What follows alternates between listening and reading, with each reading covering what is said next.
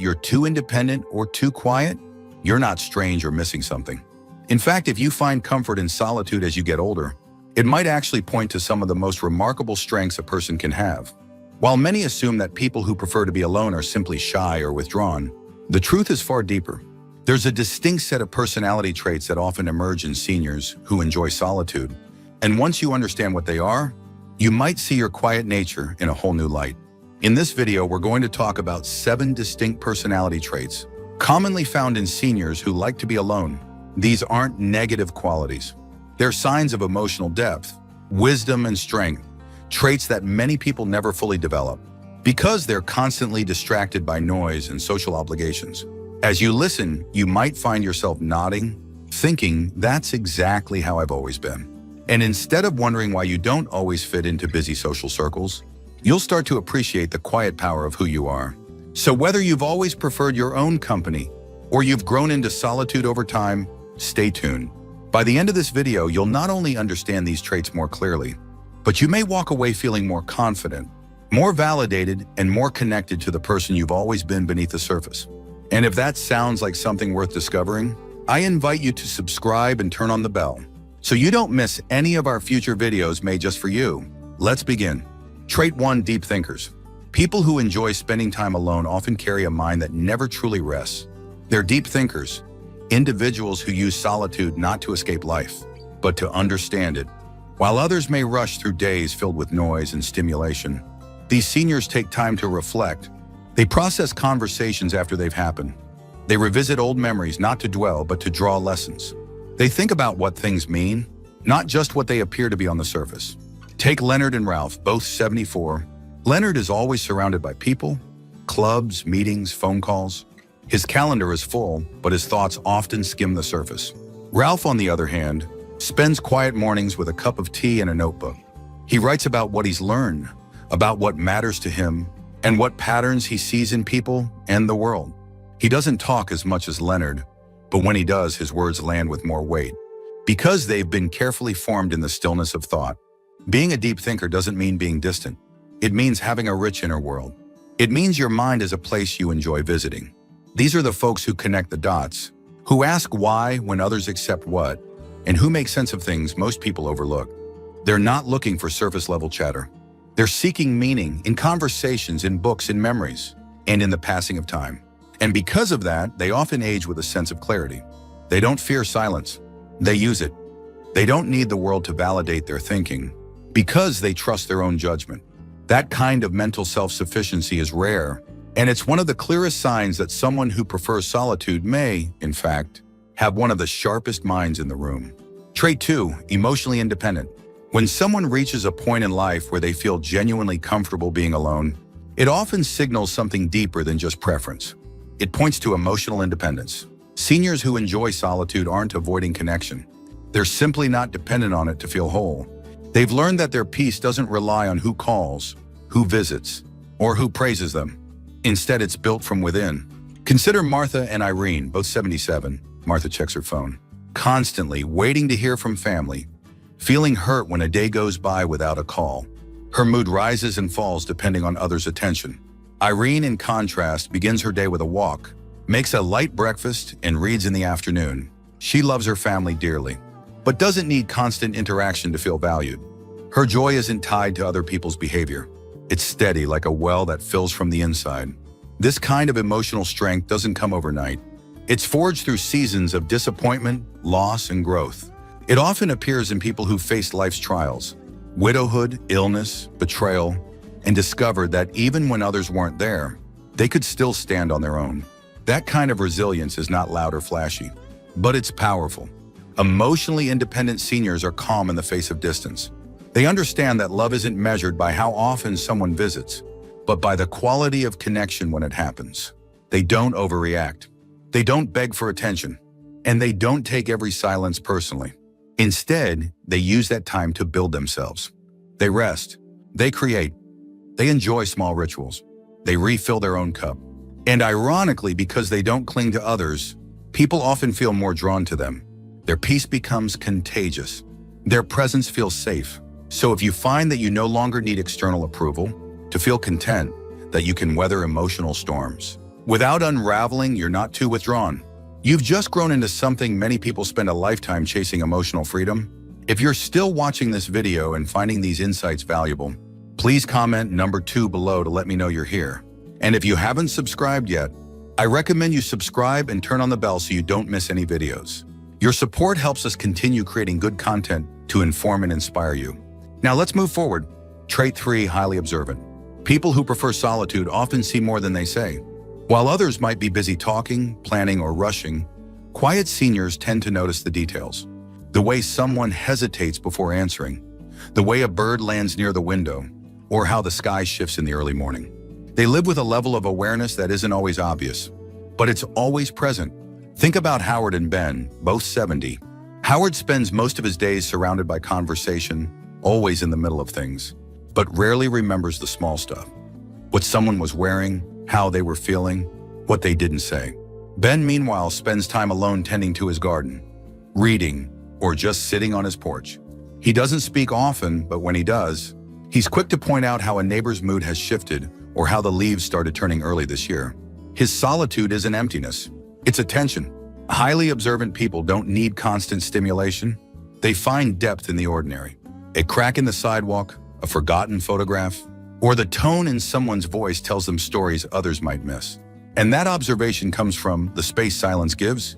Without all the external noise, their senses stay sharp. This quality makes them valuable in quiet, steady ways.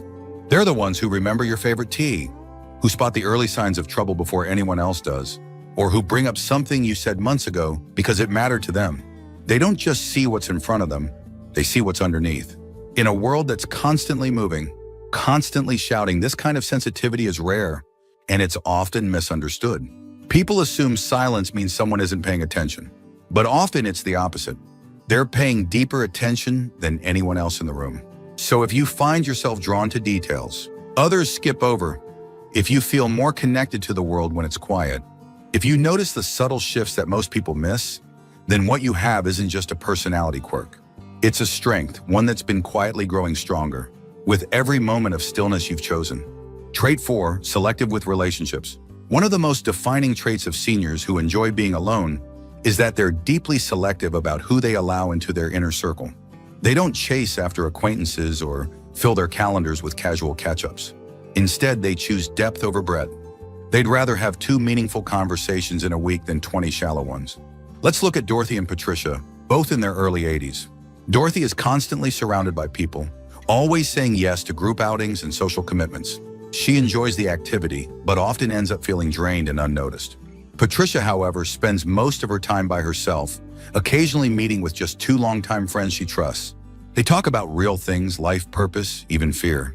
And she walks away from those conversations feeling fuller, not emptier. Being selective isn't about being unfriendly. It's about knowing your energy is valuable, and you don't want to waste it on relationships that feel one-sided or superficial. These individuals have often lived long enough to know how it feels to be surrounded by people and still feel lonely. That's why they choose carefully now. They've learned that peace is better than forced connection. This trait also reflects emotional maturity. They're not chasing popularity or trying to be liked by everyone. They're not afraid to say no. They've come to value their time, their space, and their energy, and they spend it like it's gold. The people they do let in tend to be those who see them, respect them, and can hold meaningful space with them. It's common for people like this to have 1 or 2 lifelong friends, a sibling they still call regularly, or even a neighbor they've quietly built a bond with over years of small acts of kindness. But they're not going to pretend just to keep company, and they're not going to engage in drama, gossip, or performance. If you found yourself stepping away from large groups, feeling more drawn to quiet connection than busy gatherings, that doesn't mean you're becoming isolated. It means you're becoming intentional. And intentionality in relationships is one of the strongest signs of self-respect there is. If you're still watching this video and finding these insights valuable, please comment number 4 below to let me know you're here. And if you haven't subscribed yet, I recommend you subscribe and turn on the bell so you don't miss any videos. Your support helps us continue creating good content to inform and inspire you. Now let's move forward. Trait 5, creatively inclined. There's something quietly beautiful about the way solitude and creativity often walk hand in hand. Seniors who enjoy being alone are frequently the ones who write poetry in the morning, sketch in notebooks, No one else sees or hum tunes they never bother recording. Their creativity doesn't need an audience. It thrives in silence. Take Henry and Wallace, both 79. Henry fills his days with errands, sports talk, and television, always needing background noise. Wallace, however, spends long stretches at his workbench, building small wooden birds. He rarely shows them to anyone.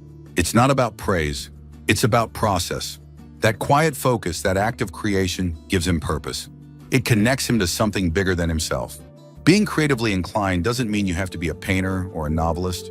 It means you have a mind that plays, that rearranges ideas, finds beauty in patterns, and turns solitude into a canvas. It might show up in the way you rearrange your home, how you cook a meal, how you organize your garden. The creative spark doesn't need applause, it just needs room. And seniors who seek solitude often do so because that's where that spark lives. In the absence of chatter, they hear melodies. In the quiet of a morning, they stitch together words. In a sunbeam falling across the floor, they feel inspiration. Their creativity is personal, intimate, and often sacred. This kind of personality trait is deeply nourishing. It helps prevent cognitive decline. It offers emotional release, and it adds meaning to days that might otherwise feel too still. When the world slows down, creative people speed up inside. They write letters, build model trains, knit scarves for neighbors, or craft stories in their minds they may never tell aloud. And while others might see them as loners, what they don't see is the rich, textured world unfolding behind their eyes. It's not isolation, it's imagination. It's the ability to take something plain and make it beautiful, not for anyone else's approval, but because the act itself feels right. If you felt this, if you find joy in making, building, writing, or simply dreaming, especially when you're alone, then know that this is not a small thing. It's a sign of deep vitality, a personality tuned to the music beneath the noise. And it's one of the most quietly powerful traits a person can carry. Trait 6, strong self-discipline. Another trait that often shows up in seniors who prefer solitude is strong self-discipline. These are the individuals who don't need someone else to tell them when to get up, when to take their medication, or how to stay on track with their routines. They're guided by something internal, a quiet rhythm they've built over time. Let's consider George and Harold, both 82.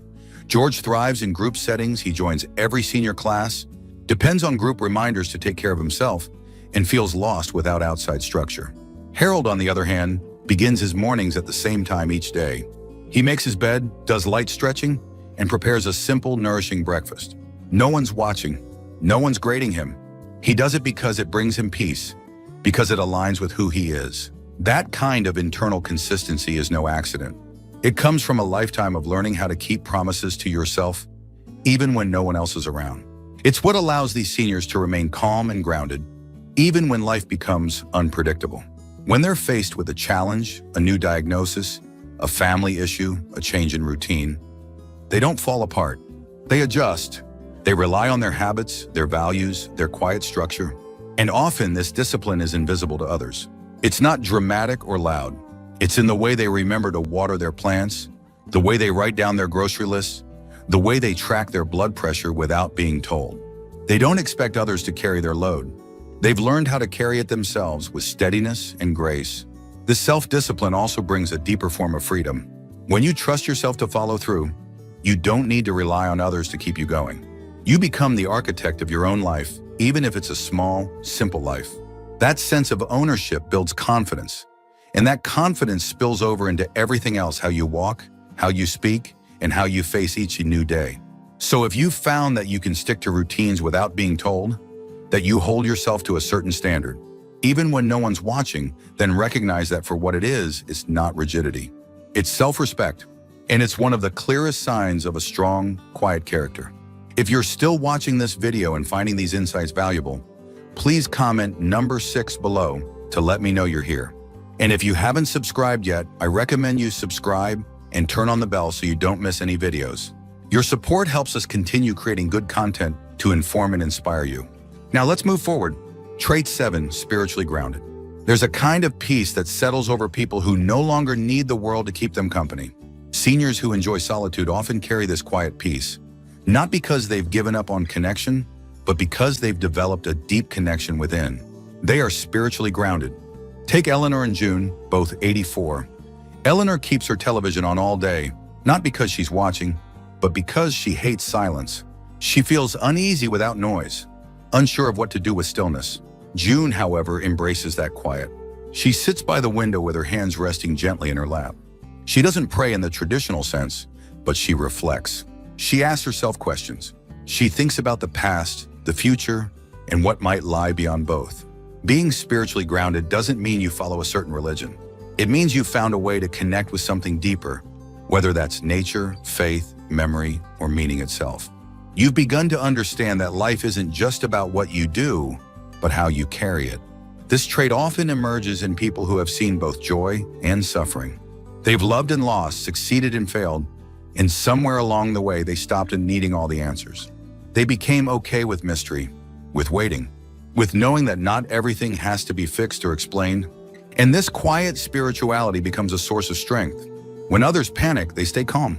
When others complain, they listen. When life gets hard, they go inward, not to escape, but to find steadiness.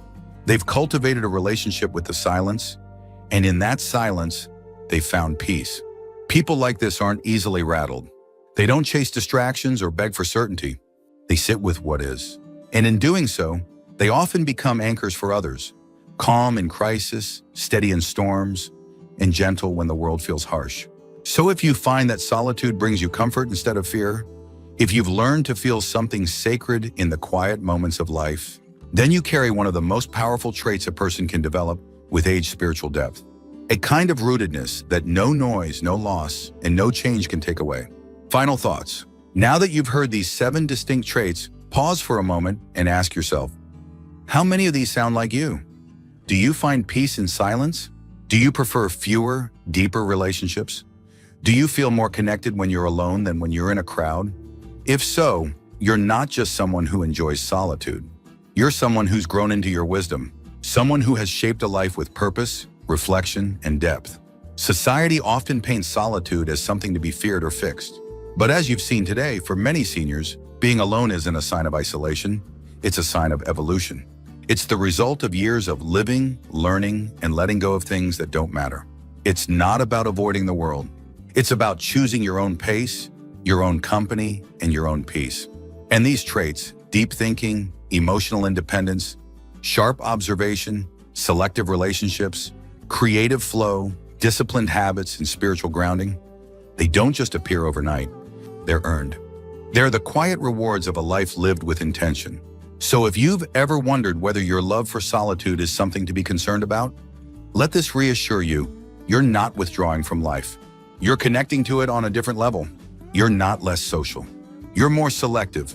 And that means the people who do know you, really know you, see something special. Let this be a reminder that your quiet nature is not a weakness. It's a strength. And in a world that rarely stops talking, your silence may be the very thing that speaks the loudest. Thank you for joining us today. We'd love to hear from you. Leave a comment below and share one thing you learned today and how you plan to use it in your life. Your thoughts are important to us, so don't hesitate to share them. Reading your comments gives us great motivation and encouragement. If you enjoyed this video and found it helpful, please like, subscribe, and share. Your support helps us continue creating good content to inform and inspire you. Thanks for watching, and we look forward to seeing you in the next video.